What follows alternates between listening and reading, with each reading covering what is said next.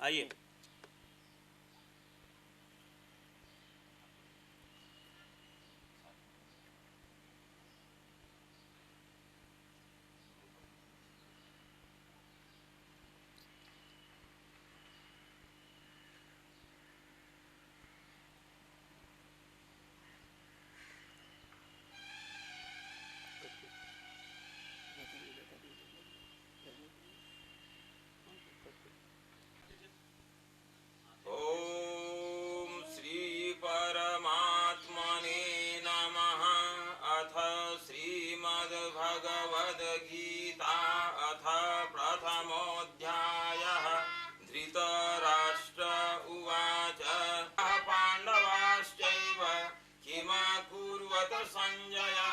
संजय उवाच दृष्ट्वा तु पाण्डवानीकं वयूढं दुर्योधनस्तदा आचार्यमुपसंगम्य राजा वचनमब्रवीत् धीमता यत्र शूरा महेश्वासा भीमार्जुन समायुधे युधेतुश्चेकितानः काशीराजस्य वीर्यवान् कुन्तिभोजश्च सव्यद्रौपदेयाश्च सर्व एव महारथाः अस्माकं तु विशिष्टाय। ओम श्री परमात्मने नमः। नारायणं नमस्कृत्य नरं चैव नरोत्तमं देवीं सरस्वतीं व्यासं ततो जयमुदीरयेत्। अथ प्रथमोऽध्यायः।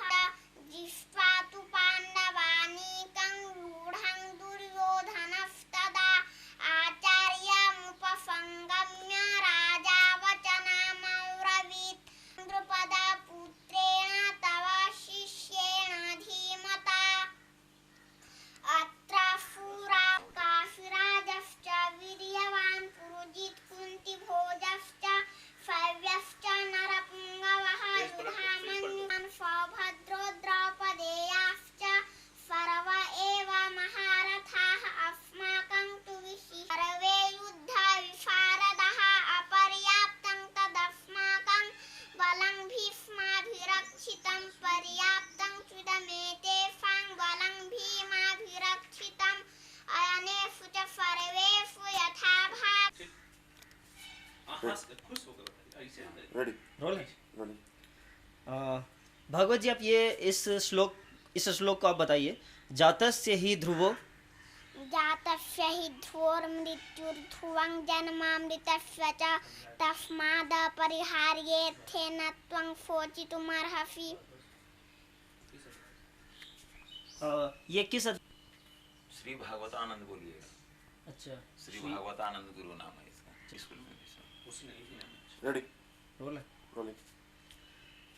भगवतानंद जी, आप ये बताइए, ये श्लोक न जायते म्रियते न जायते म्रियते वा कदाचिन्नायं भूत्वा भविता वा न भूयः अजो नित्यः शाश्वतोऽयं पुराणो न हन्यते हन्यमाने शरीरे। ये किस अध्याय से था, याद है आपको? कट। 2। क्या हो चाहिए? रेडी। ठीक है, पन्ना पढ़ो।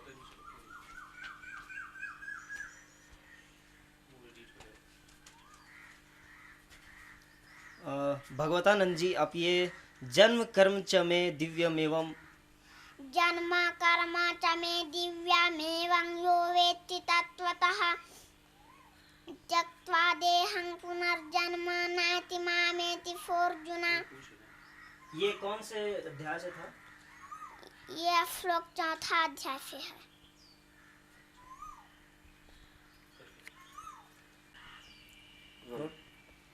भगवतानंद जी, ये बताइए कि ये श्लोक आपको याद है? मनुष्याणाम सहस्त्रेषु मनुष्याणाम सहस्त्रेषु कश्चिद् यतति सिद्धये यततामपि सिद्धानां कश्चिन् मां वेत्ति तत्त्वतः। ये कौन से अध्याय से था? 7वां। अच्छा, ये बताइए, एताम विभूति योगंच एतां विभूतिं योगं च मम यो वेत्ति तत्त्वतः फो विकम्पेन योगेन युज्यते नात्र संशयः। ये किस अध्याय से था? ये 10वां अध्याय से था। सबसे पहले आप अपना नाम बता दीजिए।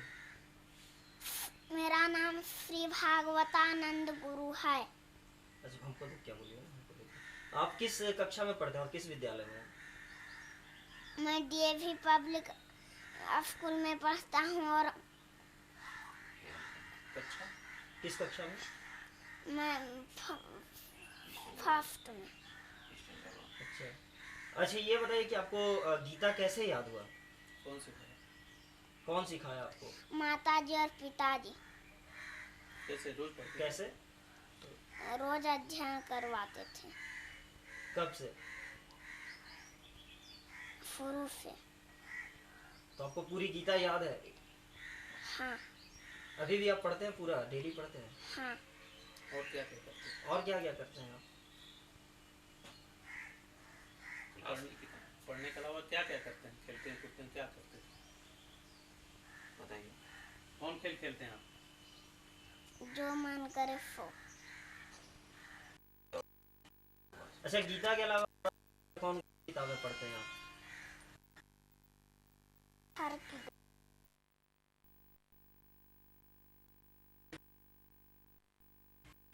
मैं स्कूल की किताबें और घर की किताबें दोनों किताबें पढ़ता हूँ। घर की किताब में रामायण, गीता, भागवत। अच्छा इसको एक मिनट कट कीजिए। रेडी। हाँ बोलिए, आपको भगवतानंद जी आपको गीता कैसे याद होगी पूरी? बचपन से ही मेरे माता पिताजी रोज स्वाध्याय करवाते थे, इसलिए याद हो गई। और आपको अभी अभी भी प्रतिदिन पढ़ते हैं आप गीता? हाँ। कितने समय पढ़ते हैं? एक समय। सुबह शाम कितना देर पढ़ते हैं? 1-2 घंटा रोज?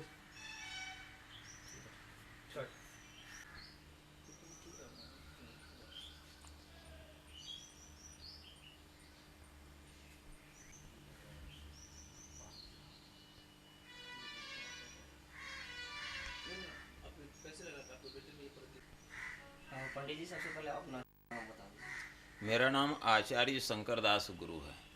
अच्छा आचार्य जी ये बताइए कि आपको ये कैसे पता चला कि आपके पुत्र श्री भगवतानंद में ये प्रतिभा छिपी हुई है कि इसको पूरी गीता पढ़नी? सबसे बड़ी बात है, बचपन से ही हमारी भी यही प्रवृत्ति रही है कि मैं धार्मिक ग्रंथों का अध्ययन करूं। साथ ही प्रवचन ही मुख्य रूप से मेरा कार्य है। हमारी प्रवृत्ति बचपन से ही है और मैं संपूर्ण गीता को करीब 2 वर्षों में कंठस्थ किया हूँ, 1983 ईस्वी में ही। आज तक तो मेरा अध्ययन उसका चल ही रहा है। किसी भी धार्मिक ग्रंथ का अध्ययन अनवरत चलता ही रहेगा, ऐसा मान करके ही हम लोग चलते हैं। उसकी समाप्ति नहीं हो पाती है। शुरू से हमारी इच्छा थी कि मेरे यहाँ जो पुत्र आएँ वे भी इसी तरह से आगे बढ़ें। पुत्र की जो माँ है वो भी उसी प्रकार से धार्मिक प्रवृत्ति की मिली, वो भी पूजा पाठ स्वाध्याय इत्यादि में निरत रहती हैं। यही कारण है कि दोनों के संयोग से जो पुत्र हुआ उसमें तो इस प्रकार का दैवी गुण आना तो आवश्यक था ही, और घर का वातावरण भी हम लोग प्रायः सात्विक ही रखे हैं और धार्मिक रखे हैं। यही कारण है कि बचपन से ही बच्चे को इस प्रकार का वातावरण मिल रहा है। और सबसे बड़ी बात है कि ईश्वर की कृपा जिस पर हो और अनुकूल वातावरण मिले, वहाँ तो बच्चे इस प्रकार के होंगे ही। अच्छा ये आपको कैसा अनुभव होता है आपके पुत्र में इतनी विलक्षण प्रतिभा है? सबसे बड़ी बात है कि मैं स्वयं इसकी था अभी तक नहीं लगा पाया, क्योंकि पुत्र हमको छोड़कर आज तक कहीं गया नहीं। जो भी बताई इसकी माँ या मैं, लेकिन कुछ ऐसे भी प्रश्नों का ये व्यवचार करता है मेरे सामने, जिससे लगता है कि बहुत बड़ा अगले जन्म में हो सके कोई विद्वान रहा हो। क्योंकि छंद शास्त्र के विषय में हमने कभी नहीं बताया। हर्ष दीर्घ इत्यादि का स्वयं अपने ही व्याख्या करता है। हम सबों को भी कहता है कि आप यहाँ गलत पढ़ते हैं। ये कौन बताया है इसे?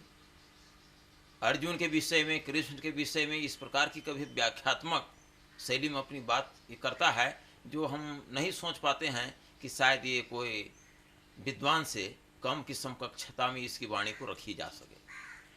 अच्छा अब भविष्य में इनको लेकर आपकी क्या योजना? भविष्य में यही है कि जिस प्रकार की प्रतिभा को लेकर के जन्म लिया है यहाँ पर, बचपन से जिस प्रकार की प्रतिभा को दिखा रहा है, उसके अनुसार से मैं यही चाहता हूँ कि दुनिया की जो मुख्य मुख्य भाषाएं हैं उन भाषाओं को जाने, हमारी जो भारतीय सभ्यता संस्कृति और जो भाषाएं हैं उन भाषाओं को भी जानें, और इस सभ्यता संस्कृति वेद इत्यादि सबों को जानने के बाद भिन्न भिन्न भाषाओं में भी लोगों के सामने इस बात को रखने की क्षमता प्राप्त करें।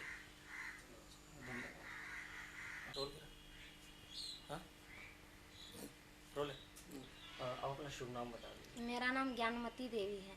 अच्छा माता जी, आपको अपने पुत्र में जो इतनी विलक्षण प्रतिभा है, तो आपको इसका पता कब चला? इसका पता मुझे बचपन में ही चला। जब यह स्तनपान कर रहा था तब मैं गीता का अध्ययन करती थी। काम करते करते करती थी, मुझे याद था। मैं शादी होने के पश्चात मैं 8 दिन के बाद मैं गीता अध्ययन करने लगी, जिसको मैं 5 महीना में संपूर्ण कंठस्थ कर चुकी थी। तो मैं घर गृहस्थी में रहकर बैठ कर के यो नहीं कर पाती थी, इसलिए काम करते करते कर लेती थी। जब समय निकाल कर बच्चे का जब स्तनपान कराती थी तब मैं गीता का अध्ययन करती थी।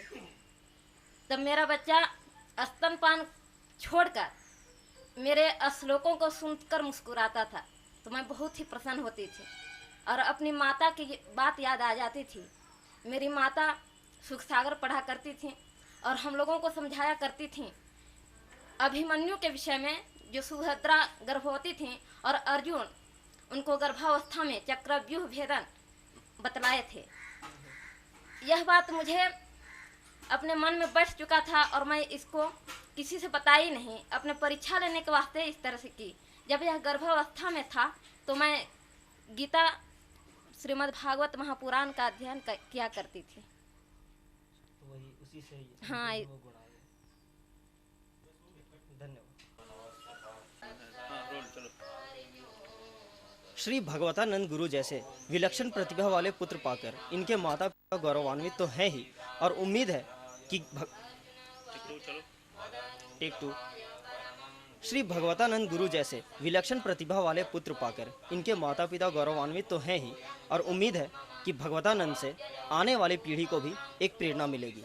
नीलय सिंह, सहारा समय, रांची। समाज के बदलते श्री भगवतानंद गुरु जैसे विलक्षण प्रतिभा वाले पुत्र पाकर इनके माता पिता तो गौरवान्वित हैं ही, और हमें भी उम्मीद है कि बदलते हुए सामाजिक परिवेश में भगवतानंद एक प्रेरणा स्रोत बनेंगे। नीलय सिंह, सहारा समय, रांची।